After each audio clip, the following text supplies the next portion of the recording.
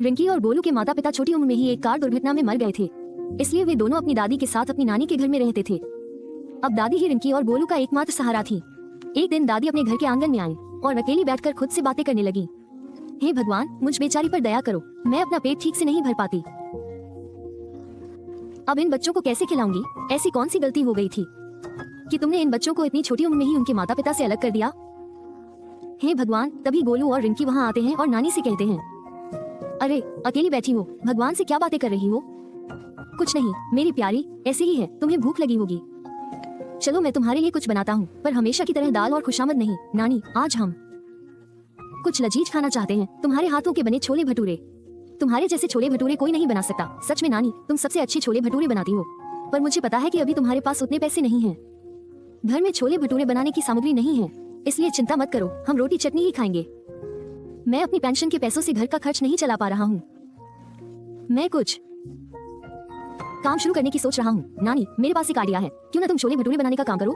लगाओ तो अच्छी खासी कमाई हो जाएगी।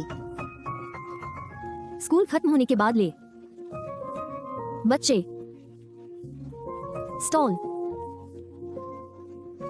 तभी पड़ोस में रहने वाली मीना रिंकी की सारी बातें सुन लेती हैं और दादी से कहती हैं, माँ मैं भी नानी के हाथ के बने छोले भटूरे खाऊंगी, इसलिए नानी आप पैसों की बिल्कुल भी चिंता मत करना, बल्कि कार्ड से लेकर सामान का इंतजाम मैं कर लूंगी।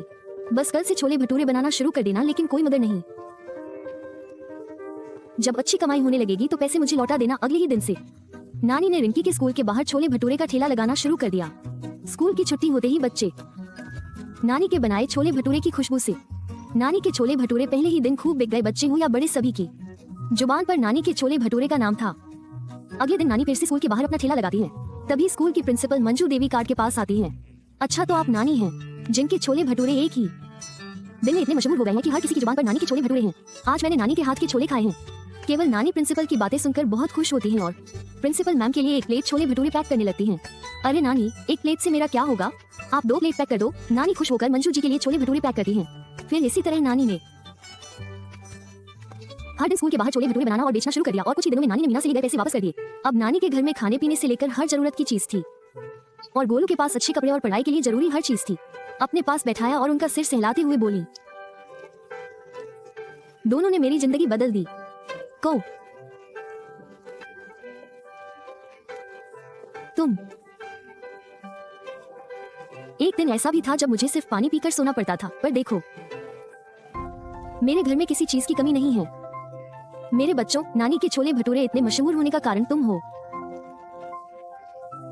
गुल्लू नानी को गले लगाता है और बोलता है, तो नानी चलो तुम्हारे बनाए छोले भटूरे देखते हैं, और वो भी गर्मा गर्म अचार के साथ। दादी मुस्कुराती है और कहती है, क्यों नहीं मेरे बच्चों, मैं अभी बना देती हूँ। फिर तीनों मिलकर छोले भटूरे खाते हैं। खुशी खुशी कुछ ही दिनों में नानी स्कूल के बाहर छोले भटूरे की दुकान खोल लेती है और दुकान पर कई कर्मचारी लगा देते हैं। नानी की दुकान नानी के छोले भटूरे के नाम से इतनी मशहूर हो जाती है कि अब दूर दूर से लोग उनकी दुकान पर आते हैं। एक दिन रितेश नाम का छोटा लड़का नानी की दुकान पर आता है। नानी की दुकान के छोले भटूरे इतने स्वादिष्ट होते हैं कि जो भी इस शहर में आता है वो नानी के छोले भटूरे जरूर चखता है। नानी, हमें बताओ कि तुम अपने छोले में क्या क्या डालती हो? ढेर सारा प्यार और आप सभी से जो प्रशंसा मिलती है उसे सुनकर मैं धन्य महसूस करता हूँ। मेरा बेटा रितेश नानी द्वारा बनाए गए छोले भटूरे के साथ नानी का वीडियो बनाना शुरू करता है और इसे YouTube पर अपलोड करता है, जिससे नानी और भी प्रसिद्ध हो गई। उनके वीडियो इंस्टाग्राम पर भी वायरल होने लगे, जिन्हें देखकर गोलू और रिंकी हैरान रह गए। अब नानी, गोलू और रिंकी तीनों खुशी खुशी अपना जीवन जीने लगे।